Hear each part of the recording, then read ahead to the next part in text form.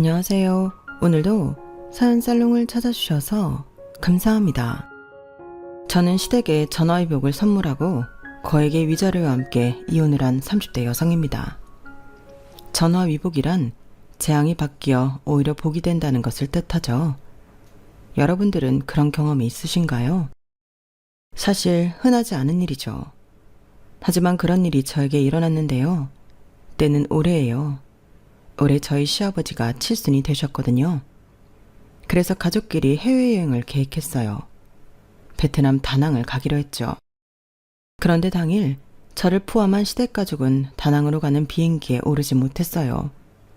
게다가 저를 제외한 시댁 식구들 모두 구급차에 실려가야 했죠. 그뿐만이 아니에요. 그 재앙 속에서 저의 도움으로 시댁은 큰 위기를 넘겼어요. 제가 시아버지의 목숨을 살렸거든요. 그건 그야말로 전화위복이었죠. 그리고 그것을 계기로 저는 이혼할 때 거액의 위자료를 받을 수 있었어요. 그러니 전화위복은 시댁의 이야기만이 아니에요. 제 이야기이기도 하죠. 그럼 이쯤에서 제 사연을 시작할게요. 저는 세탁소집 첫째 딸로 태어났어요. 사실 정확히 말하자면 제가 태어났을 때 아버지는 회사원이었어요. 세탁소집 자식은 아버지였어요. 할아버지가 오랫동안 세탁소를 하셨거든요. 그 세탁소는 할아버지의 아버지부터 시작되었어요. 동네에서 유명한 세탁소였어요. 할아버지는 당신의 세탁소에 애정이 넘쳤고 세탁소 일을 한다는 것에 대한 자부심도 어마어마했죠. 하지만 그런 할아버지의 모습을 오래 보지 못했어요. 할아버지는 당신의 아버지와 같은 병으로 제가 6살 때 돌아가셨거든요. 그리고 당신의 맏아들에게 아버지에게 유언을 남겼어요. 세탁소를 지키거라. 너희 할아버지가 나를 키운 곳이고 내가 너희들을 키운 곳이다. 아주 소중하고 고마운 곳이야. 나는 그곳이 사라지는 걸 원치 않는다. 너나 미숙이나 창준이 셋 중 하나가 꼭 이어서 해주길 바란다. 그 이야기를 들은 건 저희 아버지였고 아버지는 당신의 형제들과 상의한 끝에 다니던 회사를 그만두고 세탁소 일을 하기 시작했어요. 그러니 제가 세탁소집 딸이 된 건 6살 이후의 일이에요. 그런데 왜 그렇게 저는 제가 세탁소집 딸로 태어난 것 같을까요? 지금 생각해보면 그건 다 할아버지가 제게 보여주신 자부심 때문인 것 같아요. 지금은 어디를 가도 저를 그렇게 소개하지 않아요. 그리고 어디를 가서 부모님 직업을 물으면 어물쩡하게 괜히 부끄러운 듯이 겨우 세탁소를 한다고 대답하죠. 왜 이렇게 변했냐고요? 할아버지와 아버지가 너무 달랐으니까요. 저희 아버지는 세탁소 일에 대한 자부심이 할아버지를 빛나게 한 그 자부심이 없었고 지금도 없거든요. 아버지는 할 일 없이 세탁소 앞에서 담배를 태우는 일에 하루를 다 보내세요. 할아버지처럼 세탁물을 탐구하고 공부하지도 않고요. 할아버지처럼 사람 좋은 웃음으로 손님을 대하지도 않고요. 할아버지처럼 부지런히 그리고 열심히 움직이지도 않아요. 사람이 보면 권태롭다고 할까요? 오는 사람 막지 않고 가는 사람 붙잡지 않는 느낌이에요. 그런데 사실 생계를 위해서 시작한 장사라면 그렇게 하면 안 되죠. 그래서 매번 옆에 있는 엄마만 전전긍긍했어요. 엄마가 손님을 맞이했고 세탁물을 다뤘고 망가진 옷에 대해 손님들이 컴플레인을 걸면 고개 숙여 사과했죠. 아버지가 물려받은 세탁소는 그런 분위기였어요. 그래서 엄마가 세탁소를 접고 다른 장사를 하자고 아버지를 설득하기도 했는데 아버지는 엄마의 말을 도중에 자르면서 절대 그럴 수 없다고 했어요. 아버지가 나한테 한 유언 기억 안 나? 그때 당신도 옆에 있었잖아. 그런데 어떻게 다른 장사를 하자고 날 꼬드겨? 당신을 그렇게 아끼던 시아버지가 마지막으로 남긴 말이야. 당신 언젠가 나한테 이 말한 걸 후회할 거야. 후회는 무슨. 지금 우리 가게가 제대로 굴러가질 않는데 무슨 후회예요? 세탁소 시작한 이후로 언제 한번 애들 든든히 먹인 적이 있어? 없잖아요. 내가 큰 걸 바라는 것도 아니고 내가 뭐 애들한테 메이커 입히고 학원 보내자고 해요? 그것도 아니잖아. 아주 기본적인 거잖아. 나중에 애들 다 크면 우리 원망해. 알아요? 따뜻한 곳에서 먹이고 재워주는 것만 충분하지 무슨 원망? 따뜻한 곳? 우리 이번 달 도시가스 끊겨서 애들 골방에서 옷 몇 개를 껴입고 자는지 당신 몰라서 이래? 어떻게 그걸 뻔히 알고 뻔뻔하게 그런 말을 할 수가 있어? 그리고 내가 당신을 몰라? 당신 그냥 다른 일 찾는 거 귀찮고 무서워서 그런 거잖아. 세탁소 일 시작한 것도 단순히 회사 그만두고 싶어서였던 걸 내가 모르는 줄 알아요?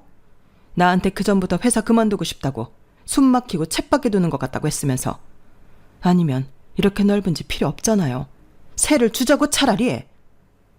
할아버지가 세탁소를 아버지에게 물려주면서 할아버지가 사시던 세탁소 위층 집도 같이 물려주셨어요. 그리고 아버지는 세탁소 운영을 수월하게 하기 위해 이사를 결정했죠.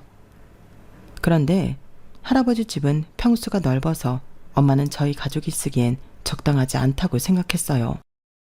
그리고 꼭대기층이라 겨울엔 우풍이 심해 난방비도 많이 들었고요. 여름에 무지하게 더웠죠. 저희 집은 에어컨도 없었어요. 그러니 거의 기진맥진한 여름을 보내야 했죠. 저희 남매야 어렸으니 그저 넓은 집이 좋았지만 관리하는 엄마의 생각은 달랐어요. 엄마는 저희 가족이 작은 평수로 이사를 가고 세탁소 위층은 새를 주기를 바라셨죠. 그리고 아버지가 가장으로서 더 열심히 일하길 바랐어요. 그런데 아버지는 엄마 말을 귓등으로도 안 들었죠. 아파트는 관리비가 비싸잖아. 감당돼? 늘 그렇게 말하고 안방으로 들어가 버렸죠. 하지만 어른이 되어서 생각해보니 엄마의 말이 틀리지 않거든요. 아버지가 가업을 물려받기 위해 회사를 그만둔 게 아니라 아버지가 회사에서 버티지 못해서 도피하듯 세탁소를 시작한 게 맞아요. 회사원이었던 아버지는 자주 출근을 하지 않고 집에 있었어요. 늦게까지 침대에 누워 있으면서 엄마가 해준 점심을 먹고 또 침대에 눕고. 그런 날이 한두 번이 아니었죠. 또 출근을 하고 퇴근을 오후에 한 날도 적지 않았고요. 아버지는 제가 볼 때에도 그렇게 성실한 회사원은 아니었어요. 아니, 애초에 사람 자체가 성실한 사람이 아니었죠. 그런데 엄마가 다른 방안을 내세워도 아니라고 세탁소를 고집하고 엄마가 얼마나 답답하셨을까요? 결국 저희 엄마는 세탁소를 아버지에게 맡겨요. 그리고 파출부 일을 하셨어요. 건너 아는 부잣집에서 12시간 동안 청소도 하고 밥도 하고 빨래도 하고 그랬죠. 저희 남매는 그 돈으로 컸어요. 더 이상 배가 고프다고 눈치 보지 않아도 됐어요. 더 이상 소매가 짧은 옷을 입지 않아도 됐고 물 섞은 샴푸를 쓰지 않아도 됐죠. 엄마가 12시간 동안 집에 없었지만 괜찮았어요.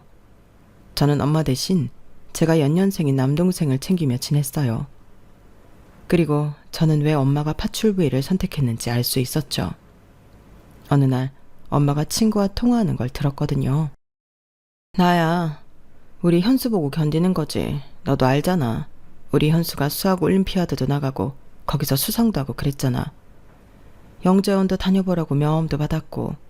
애가 참 영특해. 그러니까 뭐라도 해주려면 뭐 안 와야지. 안 그래? 그럼 청아는 네 딸은 공부 안 시켜? 요새 딸도 공부시켜야 한다 너. 정아?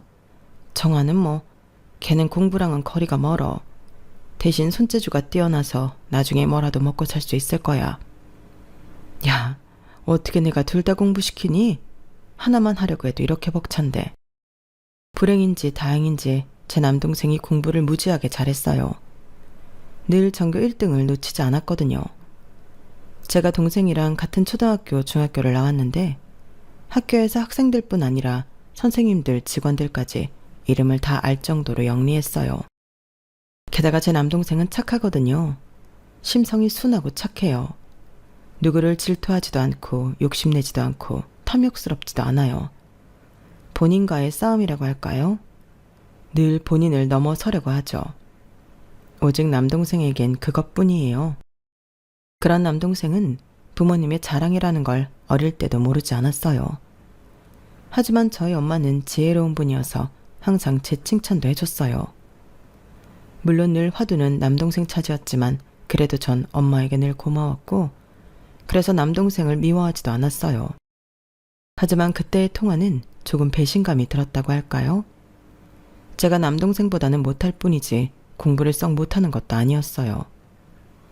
하지만 저는 결국 공부를 못했어요. 여자 상업고등학교에 진학하게 되어요. 대학도 못 갔고요. 곧바로 취직을 했어요. 제가 취직을 했을 땐 남동생은 의대를 목표로 공부를 하고 있었어요. 그리고 엄마가 조심스럽게 제게 남동생의 학비를 조금이라도 대줄 수 있겠냐고 묻더라고요. 아니, 엄마랑 아빠도 해줄 수 있는데 너도 서울살이 하는 친구 있어 알잖아. 서울로 가고 그러면 생활비도 만만찮게 필요하니까. 나 어차피 집에서 출퇴근하면 집세 덜고 생활비도 덜고 그럼 돈이 좀 남지 않아? 그거 동생한테 투자한다고 생각하고, 어? 동생 의사 되면 너도 좋잖아. 그래서 저는 처음으로 적금을 들었어요. 동생 학비를 내주려고요. 그렇게 1년 꼬박 모은 적금을 동생 입학금으로 썼어요. 동생은 자기가 목표로 한 대학회 의대에 진학했어요. 엄마는 남동생 입학식 때 눈물을 참지 못하더라고요. 씁쓸한 마음이 가득했어요. 식사를 하는데 불편하더라고요. 그리고 그 씁쓸함과 불편함은 제가 27이 되어 다니던 회사를 퇴직할 때까지 계속되었어요. 엄마는 제가 퇴직하기 전까지 많게는 300만 원, 적게는 100만 원까지 남동생에게 돈을 투자하길 바랐거든요. 주로 요새 허리가 아파 일을 오래 못한다는 이유였고, 그래서 제가 퇴사를 한다고 하니 엄마는 크게 화를 냈어요. 왜 잘 다니던 회사를 그만둬? 이직할 생각인 거야? 요새 이직하기 하늘의 별 따기라던데 잘 생각하고 사직서 낸 거야? 그럼 홧김에 사직서 냈을까 봐요. 오랫동안 생각하고 결정 내린 거니까 별소리 하지 마세요. 그리고 아직 이직할 생각 없어. 회사 다니는 동안 너무 힘들었고 잠깐 쉴 거야. 퇴직금 쓰면서 조금 쉴 거예요. 힘들기 뭐가 힘들어? 다 힘들지. 엄마도 남의 집에서 그렇게 일하는 거 쉬운 줄 아니? 다 너랑 남수목에 살리려고 그러는 거지. 너는 왜 이렇게 책임감이 없어? 내가 나 말고 책임질 게 뭐가 있는데요? 나보고 남수 책임지라는 말이에요? 아니, 꼭 그런 건 아닌데 그래도 엄마가 일 못하고 니네 아빠가 저러고 있으면 너라도 남수를 도와야지. 하나뿐인 동생이, 저렇게 머리 좋고 영특한 동생이 돈 없어서 그깟 돈이 뭐라고 망가지게 둘 수는 없잖아. 그깟 돈이라. 엄마, 나 남수한테 남수 수발 들라고 엄마한테 준 돈 그거 그깟 돈 아니에요. 난 손가락 빨면서 그 돈 챙겨준 거야. 난 친구들 축의금 생일 선물 쪽팔릴 정도로 주면서 엄마한테 그 돈 준 거라고요.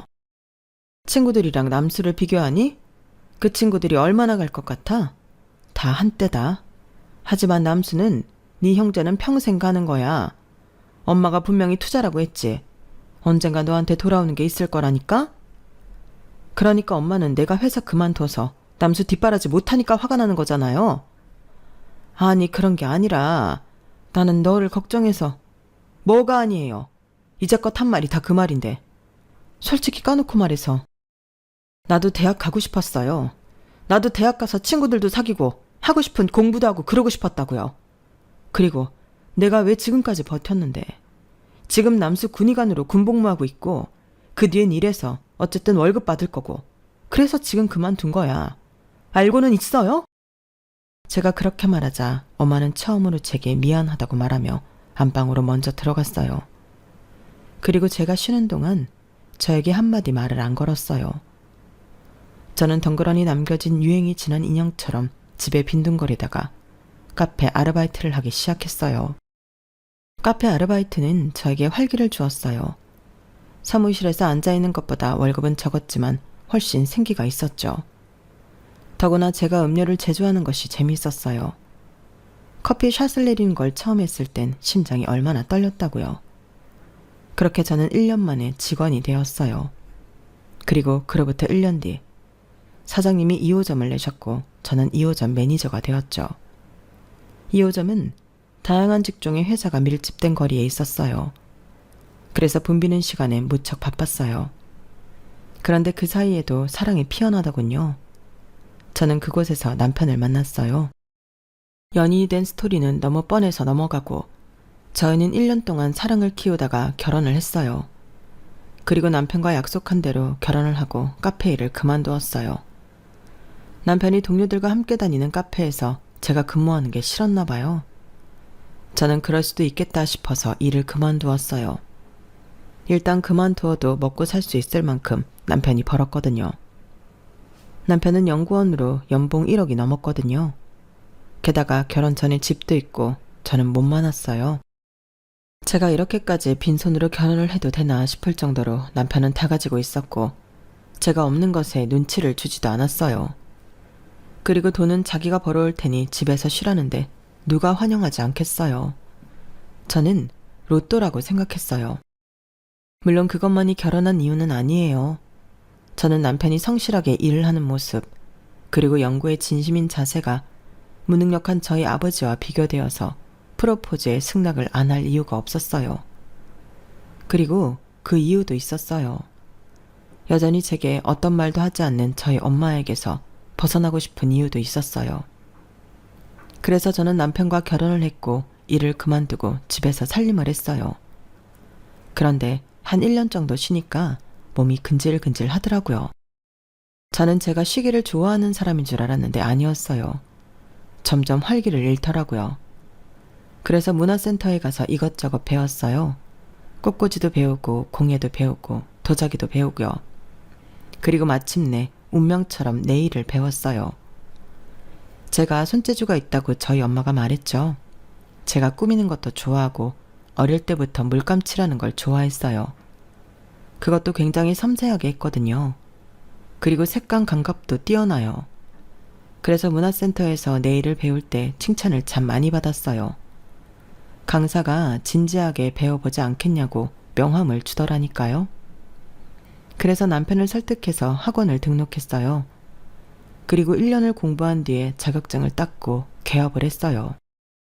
저는 시아버지 건물 1층에 가게를 했어요. 시아버지가 은행원으로 일하셨다가 정년 퇴직을 하셨는데 그때 퇴직금으로 산 5층짜리 건물이 있거든요. 시댁이 그 건물 꼭대기예요. 새아가야, 너 손톱 칠하는 거 개업하고 싶다며? 그거 우리 건물에서 해라. 안 그래도 1층 한 군데가 자꾸 안 나가는데 너라도 쓰면서 나한테 돈 내거라. 대신 보증금이랑 월세 반만 줘. 아버지는 줄 거면 그냥 해주지. 째째하게 반만 주라는 건 뭐예요? 째째하긴 가족 사이에도 이런 건 정확하게 해야 해. 아니면 다 받는다. 그렇게 해주시면 저야 감사하죠. 정말 그렇게 해도 괜찮으시겠어요, 아버님? 그래. 어차피 안 나가는데 반이라도 받으면 나야 좋지. 그 자리가 그래도 괜찮아. 게다가 여기 앞에 아파트도 있잖니? 요새 아줌마들 손톱 많이 받는다며. 괜찮을 거다. 그렇게 해서 저는 시아버지 건물에 개업을 하게 되었어요. 처음에는 시어머니와 제가 시누이가 둘이나 있는데 그분들 지인 장사를 했어요. 시어머니 친구부터 시아버지가 은행원일 때 알게 된 사모님들, 시누이 친구들이며 친구의 친구들까지 계속 시댁 식구들을 만나는 것 같아서 정말 기가 다 빨렸지만 그 지인들이 소문을 내줘서 동네에 입소문이나 매일 예약이 없는 날이 없게 되었죠. 저는 남편만큼은 아니지만 제 용돈할 정도의 돈을 벌 수 있었어요. 하지만 행복한 건 아니었어요. 사실 시댁은 저와 남편이 결혼하는 걸 반대했어요. 상견례 때는 티를 안 냈지만 시어머니는 제가 처음 인사를 드리러 갈 때 저에 대해 꼬치꼬치 캐물었죠. 그래서 대학은 어디를 나왔다고? 아, 저는 바로 취직했어요. 인문계를 나와서 바로 취직을 했다는 말인가? 아니요, 상업고등학교 나왔습니다. 상업고등학교? 공부를 못했어요? 아니면 안 한 거야? 그때 저는 아시다시피 제 부모님에 대한 원망이 있었어요. 그래서 제가 공부를 퍽 잘했지만 부모님의 권유로 상업고등학교에 진학했다고 말했죠. 그러자 시어머니는 저희 부모님을 비난했어요. 대부분 그렇게 말하는 부모의 심리가 뭔 줄 알아요, 아가씨? 우리는 너 공부시킬 돈 없으니까 그런데 졸업해서 일이나 하라는 거야. 대학 보내는데 한두 푼 들어가는 게 아니니까. 근데 나는 그렇게 생각해요. 그게 부모의 도리라고. 왜? 잘하는 애 인생을 본인들이 돈이 없다고 망쳐? 그건 부모도 아니야. 게다가 아들은 대학을 보냈다고? 어머, 너무 심하다. 요새도 그런 집이 다 있네? 그거 엄연한 남녀차별이에요. 나는 그것도 무식하다고 생각해. 무식하니까 그런 차별을 하는 거라고. 나는 우리 아들, 딸들 다 대학 보냈어요. 그게 맞는 거지. 그럼 지금 하는 일은? 아, 회사 다니다가 지금은 카페에서 직원으로 근무하고 있습니다. 부모 욕을 하면서 제 편을 들어주는 듯 보이던 시어머니는 제가 카페에서 근무하고 있다는 말에 얼굴이 싹 굳어졌어요. 그리고 혀를 끌끌 차더군요. 카페에서 직원? 카페가 무슨 직원이 있어. 다 일꾼이지. 뭐 직원이면 아르바이트는 애들보다 더 버나? 썩 그런 것도 아니잖아. 걔네보다 더 일해서 더 버는 것처럼 보이는 거지. 언제까지 할 건데요? 아직은 잘 모르겠습니다. 그럼 우리 은섭이한테 취직하려는 거예요? 아, 혹시 그 주변에 돈 잘 버는 연구원들 많다는 소문이라도 있었나? 그래서 그 카페에서 일하면서 순진한 우리 은섭이 꼬신 건가? 우리 아들이 참 순진해. 그래서 내가 내내 걱정했는데 얘가 사실 여자도 안 만나봤거든. 그러면서 시어머니는 남편 자랑을 시작했고 저는 들어주다가 시어머니가 결혼을 반대하는 거라고 생각해서 낙담하고 있었어요. 그런데 시어머니는 제게 종이 한 장을 내밀었어요. 거기엔 날짜가 적혀 있었죠. 결혼 날짜는 이 날짜로 해요. 시어머니는 의외로 저희 결혼을 허락했어요. 하지만 나중에 알았죠. 그건 38이 되도록 결혼은커녕 여자 한 사람도 데려오지 못한 남편이 영영 결혼을 못할까봐 그 우려 때문이었다는 것을요. 남편이 저보다 8살이 많아요. 남편은 그 사이 결혼을 할 뻔했다거나 결혼하고 싶은 여자가 있었던 적도 없었어요. 나는 오빠 연애하는 것도 한 번도 못 봤어요. 언니랑 연애하는 것도 몰랐다니까요. 그냥 결혼한다던데? 아, 그래요? 제 남편이지만 참 대단하네요. 가족이랑 같이 사는데 어떻게 안 들킬 수가 있지? 그러니까 독한 사람이라니까? 사람이 순해 보여도 아니에요.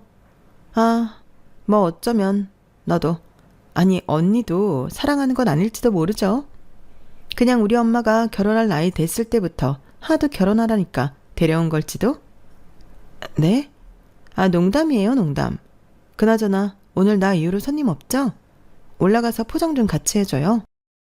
그리고 저보다 나이가 많은 시누이 2명도 저를 참 많이 괴롭혔어요. 첫째 시누이는 저보다 4살이 많은데요. 시아버지 건물 2층에서 온라인 쇼핑몰을 해요. 원래는 쇼룸을 하고 싶어 했는데 남편이 근처 중학교 교사인데 반대했다고 하더라고요. 그래서 첫째 시누이는 시도 때도 없이 아래층에 있는 저를 불러서 포장 아르바이트를 시켰어요. 내가 할 수 있는데 언니가 정성스럽게 한 아트가 망가지잖아요. 그리고 난 연장 손톱이라 부러지면 어떡해요? 그리고 온라인 홈페이지에 올릴 사진을 찍으러 같이 카페에 갈 때도 있었어요. 그럴 때 전 운전기사뿐 아니라 사진기사도 해야 했고 제가 사진을 잘 찍는 편이 아니라 잔소리도 들어야 했어요. 그리고 시누이는 2명의 조카를 꼭 제 가게로 하원시켰어요. 조카들이 6살, 4살인데 둘 다 딸이고 시누이를 닮아서 좀 야단법석해요. 좁은 네일샵을 뛰어다니는 건 기본이고요. 인조 손톱을 자기 손톱에 붙이려 하고 매니큐어를 칠해달라고 떼쓰기도 해요.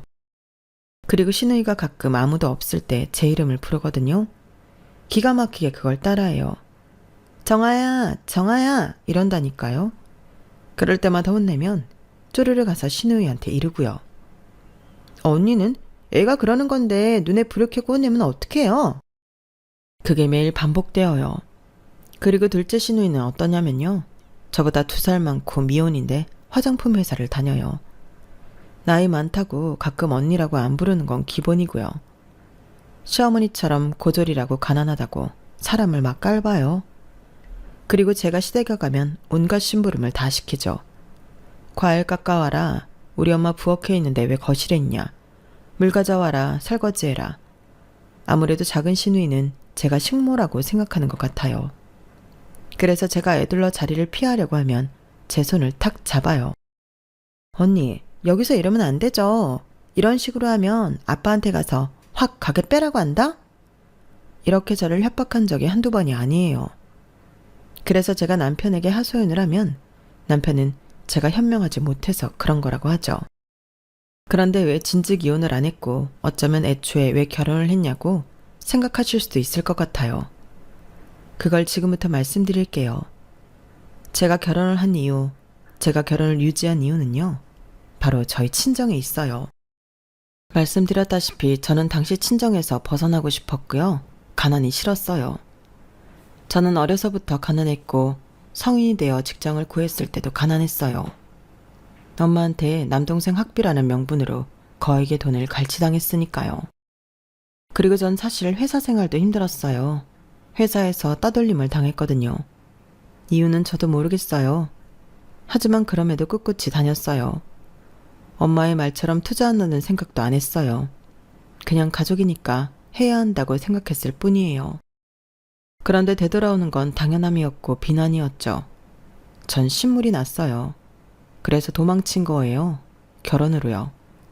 그리고 제 결혼은 저를 가난에서부터 해방시켜줬어요. 시아버지 건물에서 남들보다 적은 돈으로 개업을 했고, 그리고 제가 개업을 하기 위한 초기 자금은 남편이 다 대줬어요. 저도 돈이 있었는데 남편이 자기가 해주겠다고 했죠. 학원비도 마찬가지고요. 그리고 남편은 순순히 제 용돈을 달에 200만 원씩 줘요. 원래는 그것보다 더 주겠다고 했는데 제가 200이면 족하다고 했어요. 충분하다고요. 그래서 전 그 돈으로 적금도 들고 사고 싶은 거 먹고 싶은 거 다 먹어요. 축의금도 많이 내고요. 어떨 때는 남편이 카드도 줘요. 밥 사라고요. 커피도 사라고요. 그럼 친구들이 저를 얼마나 부러워하는데요.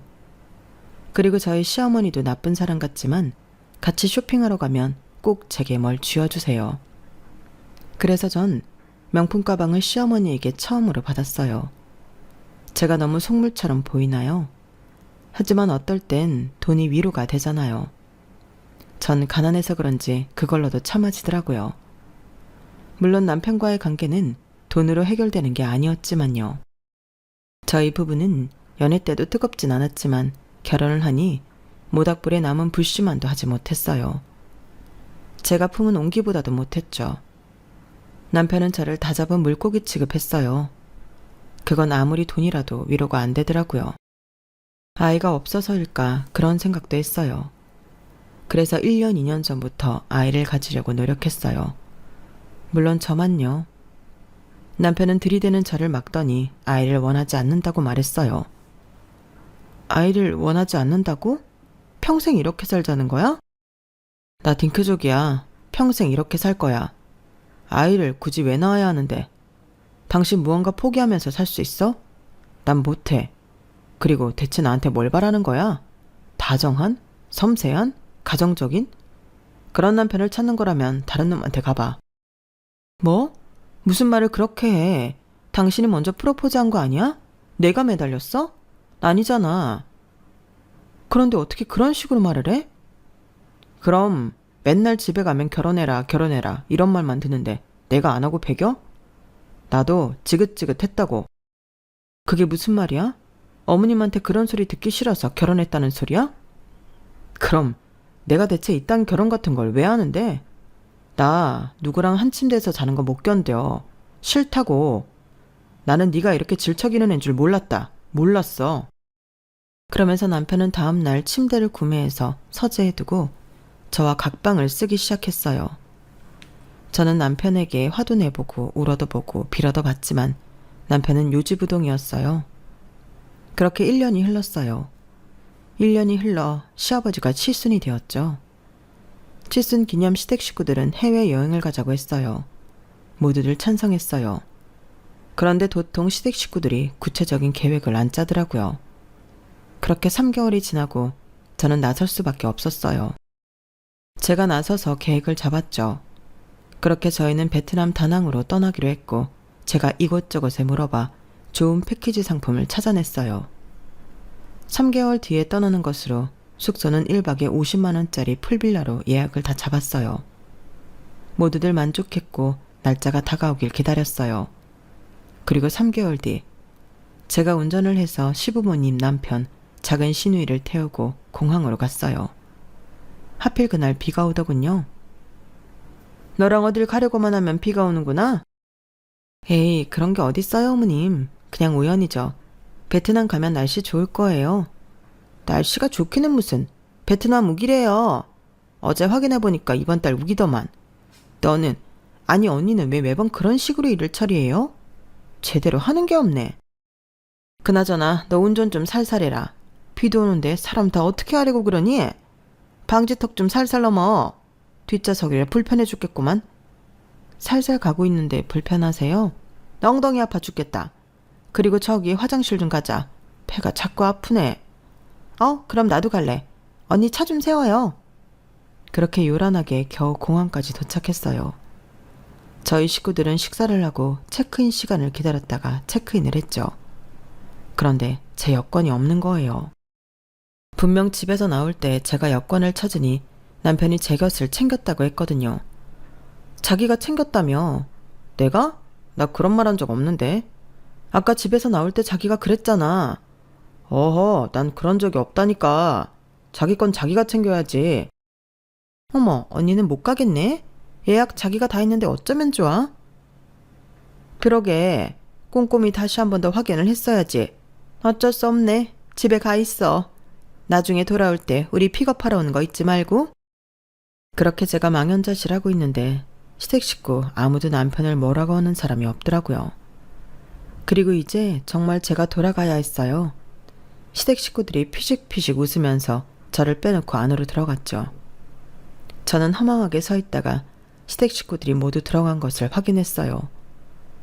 정말 아무도 저와 함께 집으로 돌아간다고 말하지 않더군요.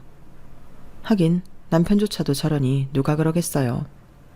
저는 터덜터덜 공항 밖으로 빠져나왔어요. 그런데 어디선가 구급차 소리가 들리더라고요. 저 멀리에 구급차가 있었어요. 무슨 일인가 싶어서 가보니 놀랍게도 저희 시댁 식구들이 아픈 표정으로 들것에 실려가고 있더라고요. 무슨 일이에요? 제가 이 사람들 식구인데요. 그러니 응급대원이 갑자기 식구들이 복통을 호소해 급히 이송 중이라고 말했어요. 그래서 저는 식구임을 밝히고 보호자로 따라갔어요. 남편이 죽을 것 같은 표정으로 있으면서도 제 쪽을 쳐다보지 못하더군요. 그리고 응급차는 공항 근처 대학병원 응급실로 갔어요. 시댁 식구들이 모두 일렬로 침대에 누웠어요. 그걸 보니 가관이더군요. 그리고 의사 선생님이 내려왔는데 대학병원 내과 펠로우로 있는 제 남동생이 내려오더라고요. 사돈 어르신, 누나? 단번에 저를 알아본 남동생이 무슨 일이냐고 묻는데 저는 아는 게 없어서 모르겠다고 했어요. 남동생은 시댁 식구들을 이리저리 보더니 대변 검사를 해보자고 하더군요. 콜레라가 의심된다고요. 그러자 신우가 이러더라고요. 무슨 일이시죠? 혹시 그것 때문인가 싶어서요. 어제 칠순잔치 기념으로 식구들이랑 회 코스 요리를 먹었는데 그것 때문일 가능성이 높겠네요. 그런데 왜 누나는 멀쩡하지? 남동생이 그 말을 하자 시댁 식구들 전부 딴청을 하더군요. 어제 회 코스 요리를 먹었다니 전 모르는 일이었어요. 귀가가 늦은 남편은 어제 분명 회식이 있었다고 말했는데 그게 아니더군요. 저는 남편을 노려봤어요. 남편이 다른 곳을 보더군요. 그리고 신우이가 대변통을 봤더니 얼굴을 붉혔어요. 이걸 어떻게 해요? 사돈 앞에서 이걸 어떻게 하냐고요? 검사는 해야 합니다. 지금 원인이 무엇인지 모르니까요. 그럼 다른 선생님으로 바꿔주세요. 난 절대 못해요. 엄마도 마찬가지잖아. 어떻게 사돈 총각한테 그걸 보여줘요. 절대 안 돼. 절대로. 검사는 검사일 뿐이라니까요. 남동생이 그렇게 말하는데도 다들 얼굴이 새하얗게 변했어요. 그리고 지금 내과 응급은 저밖에 없습니다. 빨리 하고 오시죠. 남동생은 그렇게 말하고 자리를 옮겼어요. 시댁 식구들은 한참을 엉거주춤하다가 배가 자꾸 아픈지 모두 화장실로 갔어요. 그리고 한참이 지나서 돌아왔어요. 다들 얼굴이 붉어진 채로 간호사에게 대변통을 주고 침대에 누웠어요. 그리고 얼마 뒤 남동생이 오더니 콜레라가 맞다고 하더라고요. 콜레라가 맞습니다. 그런데 제가 생각하기에 사돈 어르신 변이 좀 이상해서 정밀 검사를 받았으면 합니다. 남동생이 대장암이 의심된다는 소견을 했어요. 그러자 시아버지가 피식 웃으며 자기는 치질일 뿐이라고 했어요. 그런데 제가 그 말을 듣는데 좀 이상하더라고요. 여자의 촉이라고 할까요? 꼭 검사를 받아야 할 것 같았어요. 그런데 시아버지가 자꾸 때를 썼어요. 그리고 다른 시댁 식구들도 제 남동생이 과잉진료를 하려고 한다며 화를 냈어요. 다들 자리를 피하려고 했죠. 그래서 제가 시아버지를 설득했어요. 아버님, 꼭 검사 받아보세요. 제가 기분이 이상해서 그래요. 검사 비용은 제가 다 댈게요. 그러니까 한 번만 받아보세요. 너까지 왜 그러냐? 나 건강 빼면 시체인 사람이다. 아니면 네 남동생이라고 감싸는 거냐? 검사 결과에 이상이 없다면 어떻게 할 거냐? 괜한 사람 가슴 졸이게 하고 어떡할 거냔 말이다. 그래, 요새 과잉진료 신고할 수 있다던데. 계속 이런 식으로 나오면 신고할 거예요. 맞아요. 왜 괜히 건강한 사람한테 겁을 주고 그래요? 고작 펠로우인 사람이. 그럴 자격이 있긴 해요? 나오든 아니든 손해보실 건 없죠. 한 번만 받아보세요. 제가 이렇게 나오자 시아버지는 검사를 받기로 했어요. 그리고 검사 결과는 대장암이었어요. 역시 대장암 초기시네요. 하지만 초기에 발견하면 완치율이 90%나 되니까 걱정하지 않아도 됩니다. 종양도 크지 않고 치료만 잘 받으시면 되겠네요. 정말 큰 행운입니다. 검사 안 한다고 하셨다가 하신 거라 들었는데 며느리분께 감사하셔야겠어요. 정말 큰 행운입니다. 의사 말에 시댁 식구들은 무척이나 놀랐고 아무 말도 하지 못했어요. 그리고 제가 검사 비용을 내고 돌아오니 시아버지가 제 손을 붙잡고 고맙다고 말했죠. 아가야, 정말 고맙다. 네가 아니었으면 몰랐을 것 아니냐? 검사하라고 해줘서 고맙다. 덕분에 내가 위기를 넘겼어. 아니에요. 아무 이상이 없었더라면 더 좋았겠지만 그래도 초기에 발견되어서 다행이에요, 아버님. 이제 병원 미루지 않고 다니고 치료 잘 받아서 완치하세요. 아버님은 할 수 있을 거예요. 그래, 고맙다. 정말 너는 내 생명의 은인이다. 내가 앞으로 더 잘하마. 시아버지는 연신 제게 고마움을 표현했어요. 그리고 그런 시아버지를 보며 시어머니는 옆에서 빈정거리기 바빴죠. 검사해보라고 말한 게 뭐 대단한 일이라고? 말은 나도 할 수 있네요, 뭐. 발견한 의사한테 고마워해야지. 맞아, 아빠 좀 그만해. 유난이야 정말. 사람들이 다 쳐다보잖아. 고작 검사해보라고 한 게 뭐가 대단한 일이라고. 그러니까 언니도 고작 이까진 일로 유세 부릴 생각하지 마세요. 의사가 판단을 잘해서 이렇게 된 거지. 언니 덕분 아니에요. 그래요. 의사가 콜레라 검사하면서 이상해서 언니한테 말한 거지. 언니가 발견한 것도 아니잖아요. 그냥 언니는 부추겼을 뿐이지. 그러니까 너무 어깨 올리지 마요. 지금 얼마나 웃긴 줄 알아요? 본인이 의사인 것 마냥. 우스워요. 둘 다 적당히 하세요. 시어머니와 두 시누이가 그렇게 말하며 빈정거리자 시아버지는 듣다 못해 손가락질을 하며 화를 냈어요. 다들 뭐라고 하는 거야? 새아가 아니었으면 나는 검사도 안 하고 집으로 갔을 거고, 그러면 늦게 발견되어서 완치율도 낮았을 거다. 내가 죽었을지도 모른다고. 하지만 지금은 완치율이 90%나 된다고 하잖냐. 그러니 새아가한테도 고마워해야지. 그리고 너희 둘은 그게 무슨 말버릇이냐? 그래도 손윗사람인데 대우해줘야지. 내가 그렇게 가르쳤니? 시아버지의 태세 전환은 당황스러웠지만 집안 어른이 그런 말을 해주니 고맙기도 했어요. 하지만 시아버지가 그런 말을 하는데도 시어머니는 옆에서 궁시렁거리고 시누이는 저를 노려보더군요. 그리고 시아버지는 식구들 앞에서 폭탄 발언을 했어요. 내가 이 고마움을 어떻게 표현하고 너에게 어떻게 보답할지 모르겠구나. 일단 생각나는 건 보증금이고 월세고 다 받지 않으마. 지금 당장 보증금은 돌려주마. 그리고 또 뭐가 있을까? 그래, 네 가게 옆에 피아노 학원 있지? 거기 세도 네가 받아라. 너한테 주마. 저는 그 말을 듣고 무척 놀랐어요. 그래서 아무 말도 못하고 있었죠. 그런데 그 이야기를 들은 시어머니와 시누이도 놀라서 한마디씩 했어요. 여보, 그게 무슨 말이에요? 황씨 집안 사람도 아닌데 왜 건물 일부를 저여주게? 그게 말이 돼요? 그러니까요. 아니 아빠, 나한테도 안 물려주겠다고 했던 건물을 왜 며느리한테 물려줘요? 아빠 정말 미쳤어요? 언니, 왜 가만히 있어요? 정말 받을 생각이에요? 이 언니도 미쳤나 봐. 언니가 뭔데 그 가게를 받아요? 세 사람은 시아버지에게 당장 그 말을 취소하라고 협박하듯이 말했어요. 그리고 남편도 마찬가지였죠. 시아버지에게 너무 우발적으로 결정하지 말라고 하더라고요. 저를 제외하고 시댁 식구들은 병원에서 과열되었어요. 소리를 지르고 서로 삿대질을 하고 난리도 아니었죠. 옆에 남동생도 있었어요. 제가 얼마나 부끄러웠겠어요.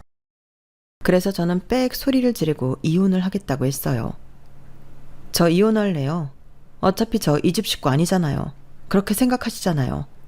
그러니까 지금 이 난리를 피우고 전에도 계속 저를 무시하고 비난하고 그런 것 아니에요? 그러니까 저만 빠져주면 되잖아요. 저 이혼하겠습니다. 아쉬울 것 하나도 없네요. 오히려 이 집구석이랑 가족이라고 얽혔던 제 사년이 안타까워요. 뭐? 고졸에다 직업도 변변찮은 년 시집 오라고 했더니 너 말 다 했니? 아쉬울 게 하나도 없어? 이게 뚫린 입이라고? 그리고 제가 뻔뻔하지만 한 말씀 드리겠는데요. 어머님 아들 불치병 같은 인간이에요. 아주 고집불통이라고요. 저희 4년 동안 제대로 된 부부 생활 해본 적 없어요.